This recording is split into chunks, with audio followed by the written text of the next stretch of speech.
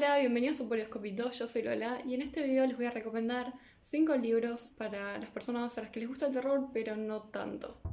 Oh, por Dios, Copito. ¿Copito?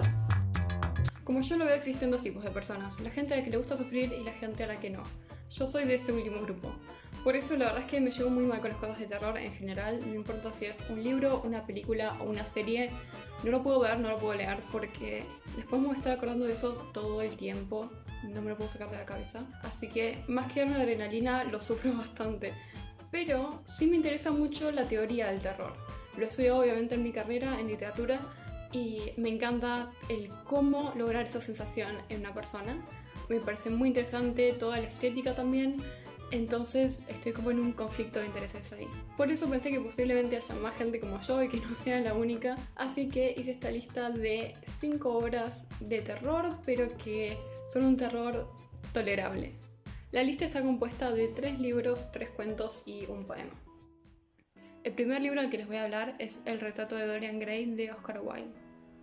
Este libro es una novela gótica clásica publicada en 1890 que cuenta la historia de un joven, muy bello por supuesto, que un día se encuentra con un hombre que le va a causar una gran impresión. Este hombre es un hedonista y básicamente lo que le dice es que lo único que vale la pena en la vida es la belleza y la satisfacción de los sentidos. Entonces este chico se va a quedar como muy impresionado y cuando vea su retrato va a pensar que probablemente eso sea lo mejor que se vea en toda su vida.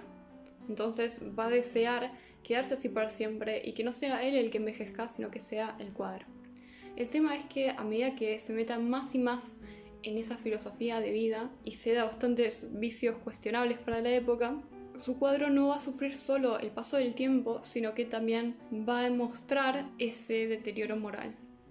El siguiente libro que les voy a recomendar es El Señor de las Moscas de William Golding. Esta es una novela publicada en 1954 que técnicamente no pertenece al subgénero de terror, sino al de distopía. Pero la verdad es que me parece un límite bastante cuestionable porque sí tiene una atmósfera muy parecida a la de los libros de terror. Ahora, si bien es una distopía, no pasa en el futuro. Y digo esto porque nosotros estamos medio acostumbrados a que ciencia ficción sea medio un equivalente a futurismo. Y obviamente eso no es en todos los casos. En cuanto a la distopía y la utopía, lo que proponen es una sociedad alternativa, que puede estar distanciada de nuestra realidad tanto en tiempo como en espacio. En el caso de esta novela es en espacio. El libro va a empezar cuando un avión se estrelle en una isla desierta en medio de una tormenta. En ese avión viajan 2 adultos y un grupo de nenes. Los adultos mueren en el accidente y los nenes quedan solos. Tienen que arreglárselas de alguna forma para sobrevivir en ese lugar sin ningún tipo de ayuda. Y lo que va a explorar esta novela es cómo poco a poco no solo crean una pseudo sociedad en miniatura, sino que también van saliendo a la luz las partes más oscuras de la naturaleza humana. El último libro que les voy a recomendar es El Orla y otros cuentos de Maupassant. El cuento que titula esta colección es un relato en primera persona de un hombre que escribe en su diario cómo poco a poco va sintiendo una presencia invisible a su alrededor que va tomando posesión de él. Mientras se debate si esto es real o no, si se está volviendo loco o qué es lo que pasa, va a tomar diferentes medidas para deshacerse de esa sensación. Este cuento, publicado en 1886, estaba acompañado de muchas otras narraciones que también exploran diferentes formas de el horror en lo cotidiano. Pasando a los cuentos, el primero que les voy a recomendar es El color que cayó del cielo de Lovecraft. Este cuento, publicado en 1927, pertenece a lo que se conoce como weird fiction, que viene a ser todo eso que reúne elementos sobrenaturales, míticos y a veces científicos.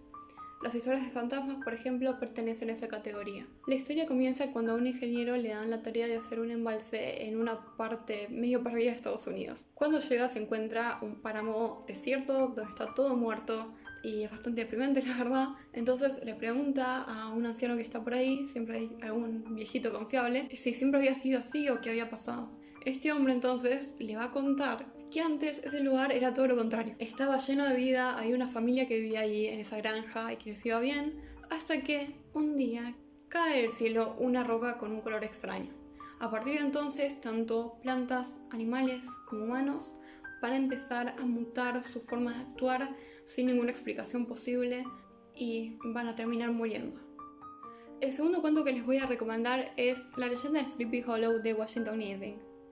De esta historia todos hemos visto alguna adaptación o alguna versión, y si no les suena es La leyenda del jinete sin cabeza. Esta figura ya aparecía en la Edad Media, en la cultura celta y en la cultura alemana, pero es con este cuento de Washington Irving que va a llegar como a la popularidad internacional. Y es además este cuento una de las primeras formas de narrativa breve de Estados Unidos. El cuento narra la llegada de Ichabod o Ichabod, nunca lo supe bien, Crane a Tarrytown, que es un pueblito en el que no pasa demasiado, pero en el que se cuentan muchas historias de fantasmas. Este tipo es un personaje bastante particular. Es como el profesor, digamos, el docente o maestro que hay en ese pueblo. Y a mucha gente le cae bien, pero a mucha otra no tanto. Y esto es básicamente porque el tipo, por un lado, es muy carismático y también sabe contar muchas historias, pero por otro lado es básicamente un vividor. El tema es que una noche lo invitan a una fiesta en la casa del hombre más rico de la ciudad, con cuya hija él tenía intenciones de casarse. Nos preguntamos por qué, y ahí le cuentan la historia de El jinete sin cabeza. Obviamente en el momento está todo hermoso, qué divertido, él queda fascinado, le encanta, pero cuando tiene que volverse la noche a su casa, en medio de la oscuridad, solo, ya no le gusta tanto y empieza a escuchar que alguien lo sigue. Como se imaginarán, no es un cuento que dé miedo realmente, pero sí es muy interesante tanto para pensarlo como inicio de la tradición del cuento en Estados Unidos, como también por algunas sutilezas de la narración como la animalización de los personajes. El último cuento del que les voy a hablar es Una rosa para Emily de Faulkner. Este cuento, publicado en 1930, se enmarca en lo que se conoce como el gótico sureño, que básicamente es como la versión, si quieren, del gótico aplicada al sur de Estados Unidos. Lo que van a hacer los autores que escriban gótico sureño va a ser agarrar elementos extraños y sobrenaturales no para generar suspenso, sino para describir ciertas cuestiones sociales del sur de Estados Unidos. Que, para darles un poco de contexto, es una zona conocida por ser un área rural, pobre y bastante conservadora. Este cuento, con una estructura muy fragmentaria, va a contar la historia de Emily Grierson, una mujer de una de las familias más poderosas del área. Después de perder a su padre y a su prometido por 10 años, nadie ve a Emily. Ella vive aislada en su casa y solo tiene contacto con un sirviente suyo que va a hacer todo lo que ella necesite, digamos, afuera de la casa. Por supuesto, esto va a motivar muchas historias alrededor de qué es lo que esconde o por qué no sale o qué le pasa. Y el día que ella muera, todos los vecinos de ese lugar van a estar ansiosos por ver qué es lo que hay dentro de esa casa. La última obra que les voy a recomendar es Oscuridad de Lord Byron. Este es un poema muy largo publicado en 1816 que trata el apocalipsis. Sin embargo, a pesar de que tiene muchas referencias bíblicas, no sigue la descripción del fin de los tiempos que está en el libro de las Revelaciones, sino que hace como una suerte de versión propia de la historia o la perspectiva del último hombre en la Tierra. Además de esto, tiene una influencia muy fuerte de contexto histórico porque resulta que en 1816 en Indonesia erupta un monte que va a generar una nube de ceniza en el norte de Europa, dejándola con un clima frío y oscuro inusual para la época. El suceso es tan terrible que ese año es conocido como el año sin verano. Yo lo leí hace mucho, pero me acuerdo que causó como una impresión muy fuerte a mí, me encantó el poema y eso que no es mi género preferido de la poesía, así que se los recomiendo muchísimo. También es una poesía que no es tan difícil de leer por si tampoco es lo suyo y están como un poco intimidados por eso. Eso fue todo para el video de hoy, espero que les haya gustado y que les sirva alguna de estas recomendaciones. Si tienen alguna otra que se les ocurra así de terror, que te deje dormir básicamente, por favor déjenla en los comentarios por si hay otra persona que le interesa también. Si quieren saber cuándo subimos video, no olviden suscribirse y apretar la campanita para que YouTube les avise cada vez que subamos, o también nos pueden seguir en nuestras redes sociales que son Twitter e Instagram. Nos vemos en el próximo video. Bye. Este libro es una novela gótica. No falta tanto, por favor, no me hagan eso. Publicada en 1800.